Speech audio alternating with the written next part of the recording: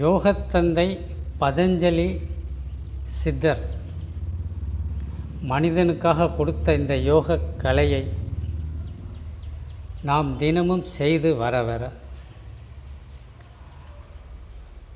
இந்த உயிர் உடலுக்குள் இருக்கும் வரை ஆரோக்கியத்தை தக்க வைத்து கொள்ளலாம். இந்த உயிர் எப்போ இந்த உடலை விட்டு வெளியேறுதோ அதுவரை நாம் ஆரோக்கியமாக இயங்கலாம், மனதை இதமாக வைத்து கொள்ளலாம். அந்த அளவிற்கு அற்புதமான ஒரு அதிசயமான ஒரு கலை யோகக்கலை. இந்த யோகாவை கல்லூரிகளில், பள்ளிகளில் சொல்லிக் கொடுக்குறாங்க. அதுபோக வெளியில்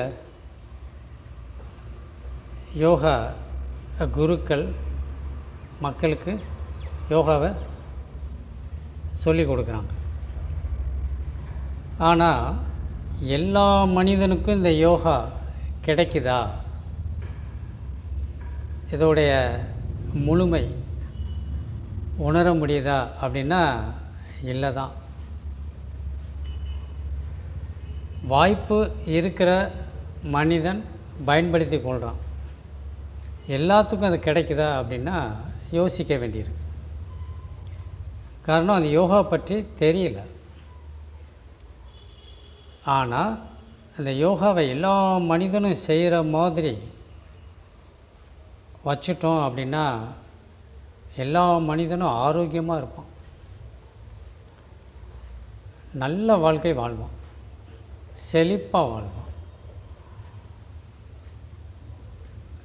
இந்த உடல் உபாதைகள் என்பது பெரும்பாலும் குறைஞ்சிரும், நோய்கள் பெரும்பாலும் குறைஞ்சிரும்.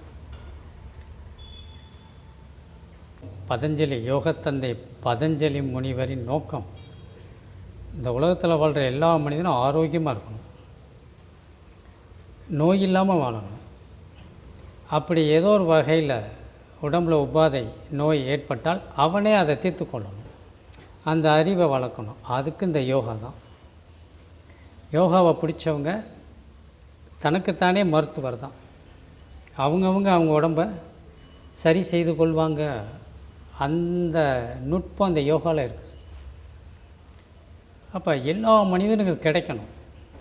அப்போ அதுக்கு வாய்ப்பை கொடுக்கணும்.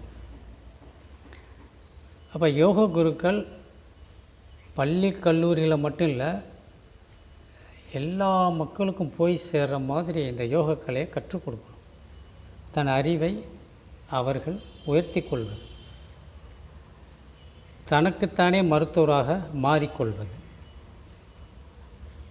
எங்கே நம்ம அந்த விழிப்பு நிலையை தவற விடுறோமோ அங்கே தான் உடல் உபாதைகள் நோய்கள் வருது. அப்போ இந்த யோகா உடல் ஆரோக்கியத்துக்கான விழிப்பு நிலையை கொடுக்குது. அப்போ இதை உலக மக்களுக்கு கொண்டு போய் சேர்க்கணும்.